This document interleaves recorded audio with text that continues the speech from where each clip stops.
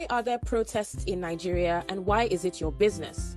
Hey everybody, so I just want to come here and just use my only two way to try and promote the hashtag EndSARS, hashtag EndSWAT, hashtag End Police Brutality that is going on in Nigeria right now. If you do not know what is happening, if you are a Nigerian or you are in Nigeria but you're not in Nigeria or you are not in Nigeria at all, I'm just going to give you guys a summary of everything that is happening and that has happened. Why are there protests in Nigeria and why is it your business? Here is a summary of the protests going on in Nigeria and why they are important. In 1992, the Special Anti-Robbery Squad, or SARS, was created by the Commissioner for Police. That year, a colonel of the Nigerian army was killed by policemen at a checkpoint. To retaliate, soldiers took over the roads looking for policemen to kill. This caused a lot of policemen to retreat from checkpoints for 2 weeks. In the absence of police, armed robbery and crime increased, and the SARS unit was commissioned to curb the increased crime. Even after an agreement was reached and police returned to the checkpoints, SARS remained. By 2009, SARS had become a large and powerful unit, largely uncontrolled, and their focus had expanded beyond armed robbers to internet fraudsters. They were allowed to carry guns, drive unmarked cars, and operate without badges or uniforms. They became known for their violent harassment of innocent young Nigerians. As the internet age grew, SARS became more creative in how they forced young Nigerians to withdraw money from ATMs and make transfers to them under duress. Everyone knows someone who has been harassed, flogged, raped, extorted, injured, or killed by SARS. By 2016, the first EndSARS campaign began. It was widespread and drew some attention. By 2019, SARS had been reformed, overhauled, decentralized, and disbanded 3 or 4 times without success. By the fourth quarter of 2020, at least 18 people had been killed by SARS on record, and this was during the COVID-19 lockdown alone. In all of their existence, hundreds have been killed and tens of thousands had been extorted, injured, raped, or harassed by a police unit that was created to protect citizens. On Thursday, October 8, 2020, the first set of protesters camped out in front of the House of Assembly in Lagos State to demand that the government end SARS immediately. Their chairs and tents were taken away and they slept on the hard pavement. By Friday morning, 1,000 more people had gathered and the momentum started to build. On Saturday, over 10,000 protesters in more than 10 locations in Nigeria had gathered to demand for the abolition of SARS. The roads were blocked and the protest was moved to the homes of government officials.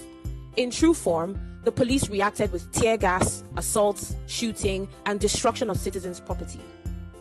That same Saturday, Jimoh Ishiak, a student, was killed by police at a peaceful protest against police brutality in Ogbomoso.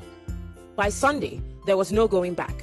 An estimated 100,000 people had gathered in 100 cities around the world, and the hashtag EndSARS was trending at #1 worldwide for almost 48 hours. At least a total of 9 other people were killed, 1 in Abuja and 8 in Ogbomoso.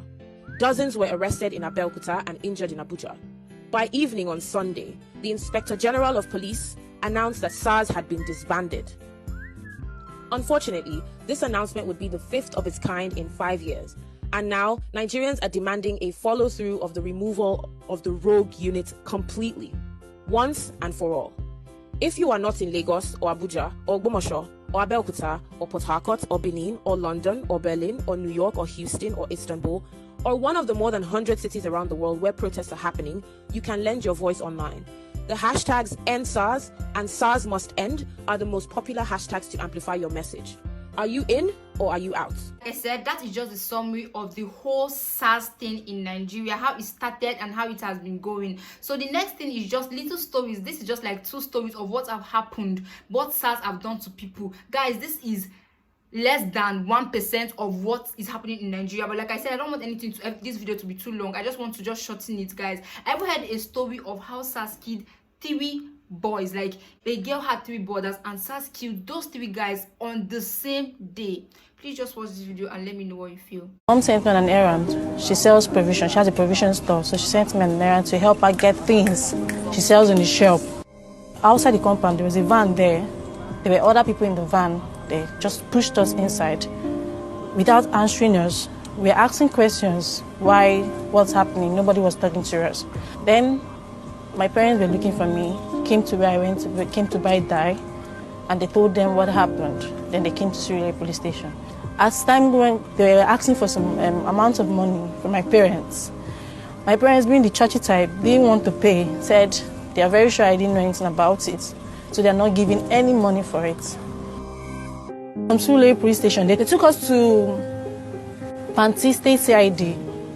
Immediately we got there, they took us to a room that looked like a staff room. Asked my parents to wait outside. They just wanted to ask me some questions.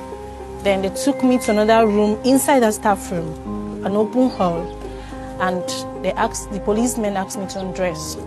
I refused because I didn't know why. Then I was shocked, this electric shock. And when I woke up, I was naked in front of policemen, and they started torturing me. I was tied with my hands at the back, my hands and my leg at the back together, and I was being tortured. They just wanted me to say, yes, I did it. Of course, I didn't do anything. I was just 17 at that time, and I was not ready to say I did it. So the torture was too much. I couldn't stand anymore, and I had to agree that yes, I did it. Because that was the only way they said they were going to stop torturing me. The social action team came in because I've been in prison for 3 years and my case was dumped in a court that was not sitting.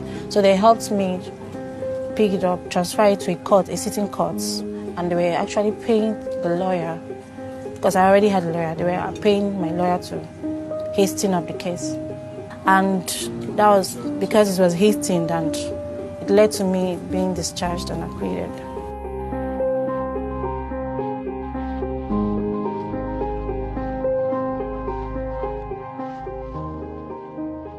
I was raped by these motherfuckers last 2 years. They extorted money from me too. I told what my crime, my friends.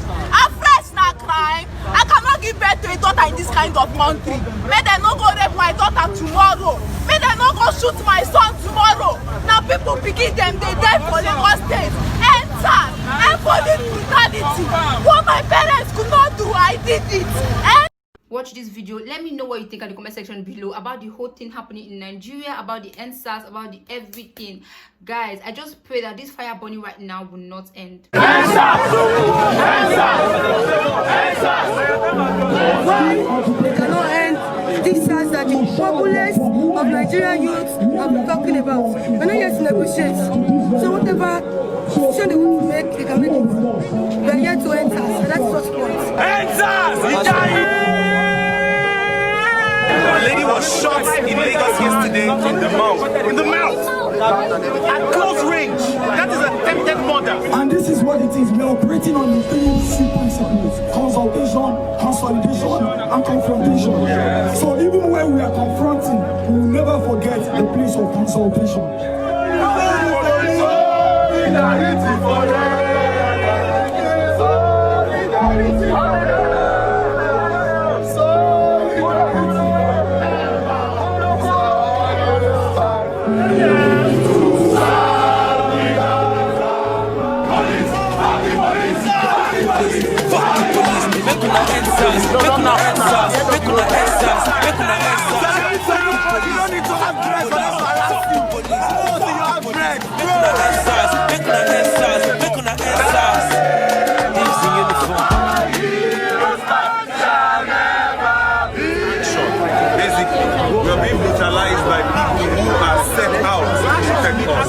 That is the problem. That's the irony of the matter.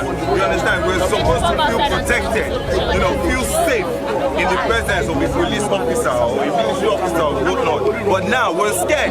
We're even more scared of the police than even armed robbers. So what do you call armed robbers? If you are going to interpolate the two, do you understand? That means they are even more dangerous than the armed robbers themselves. We are just going to tell them why we are here. Briefly, what do we want? EndSARS! What do we want? EndSARS! What do we want? EndSARS! What do we want? EndSARS! What do we want? EndSARS! That's what we want. Please. EndSARS is trending again. Nigerians are outraged. We always are. But how long will it last? And what are we going to do about that outrage? They've come to know that it never lasts. It's just a matter of time. And it's over. And people go on with their business. And the victims, they're the ones who feel it, and their families. For those who have died, it's over. They've been killed. Nigeria will move on after trending the hashtag, after talking about it, after being outraged for a few hours. They'll move on. But the families will never move on. And then you're thinking, who is the next victim? Who is it going to affect? Taking us away one after the other is going to shut down our voices. I'm going to tell him, no, it's not going to happen that way. He should remember that when Nigerians were fighting for this democracy, and some of them paid the ultimate price, they died for it, he was nowhere to be found. He was hiding wherever he was, whether in Daura or Kaduna or wherever he was. We never heard the voice of Muhammadu Buhari when Nigerians went through what they went through. And so that democracy today that he's enjoying, he should remember that we'll continue to fight for it. We'll continue to speak. If he wants to pick all of us up, he should build enough prison to accommodate all of us. You are saying this because you are on national television. I want to believe that's what is happening. You can talk and nobody will stop you. But going to the streets, do you have that nerves to do that now? Why would I not be on the street? Let me tell you something, Ijoma. In Nigeria, none of us is alive. From Muhammad Buhari to whoever of us, we are not alive. So we are merely surviving. You are breathing. We are merely, is that life? Is that life? We go home. What's your definition of life? Well, definition of life is having a nation where the child of nobody can become somebody without knowing anybody. And I tell you, we don't have that country. And Muhammad Buhari would dare not intimidate us in our own country, because no Nigerian is more Nigerian than any Nigerian. The only reason why I was not on the protest that happened last week, because I was on admission, I had an operation, a major operation. You have to know, they had to be brought in here today to do this. And yes, I will walk on that street. There is only one life. Look, may I tell you something? You understand? May we drop this English. Now, Niger Delta, babe, now be. Die, now, die. Now, only one die, now we get. And then why that die happen, and so that die will be. You understand? If we all have to die for Nigeria to be a better nation, so... This is what FAS has to say on Human Rights Commission in Nigeria. Human Rights Commission is actually charged with the responsibility of handling cases of human rights violation and ensuring prosecution of offenders. Now, this is the same Human Rights Commission that the federal government has asked to set up another panel to perform its functions. Okay. Do you also know that the Human Rights Commission has remained without a governing council since 2015? And by law, without this governing council, the Human Rights Commission cannot perform its functions. Is it that they don't know or they don't care about our human rights? Catch another cruise. Do you know that there's something called the Police Trust Fund? In this Police Trust Fund, 0.5% of the total money in the Federation account is meant to go into that trust fund. 0.05 of the total net profit of all companies operating business in Nigeria. Do you know how much that is? That money is meant to go into the Police Trust Fund. There's a long list of some other things that are meant to go into the Police Trust Fund. Where is the Police Trust Fund? They are not being paid well. Their cars are not roadworthy. The police stations are uncompleted buildings. Police have to convert exhibit for their personal use in the office. It's disgraceful, the state of the police right now. We have to start holding people accountable. That is the only way we'll be able. I just got a call from one of the protesters at Bega, Abuja. And they have been attacked by hoodlums under the watchful eyes of the Nigeria police. The same thing that they did to us in 2014 is what they're doing again 2020. They bring in hoodlums to attack protesters while they watch and tell the hoodlums what they're supposed to do. The Nigerian government does not understand that these young people, these young Nigerians, the youth of this nation that we have failed so badly over the years, that they are angry and they have come together and they're working together and they are mobilizing themselves and they're saying they are not retreating. Nigerian government does not understand that while all the other protests that they have seen are protests of empathy, this particular protest is a protest for survival for them. And if I quote this right, Aisha said that having a nation is when a child of nobody can be somebody without knowing anybody, and that is not what Nigeria is, guys. This is just all the videos I could just compare in this particular video, guys. Just let me know what you think in the comment section down below. I support hashtag EndSARS, I support hashtag EndSWAT, I support hashtag End Police Brutality. Thank you all so much for watching. Bye, guys.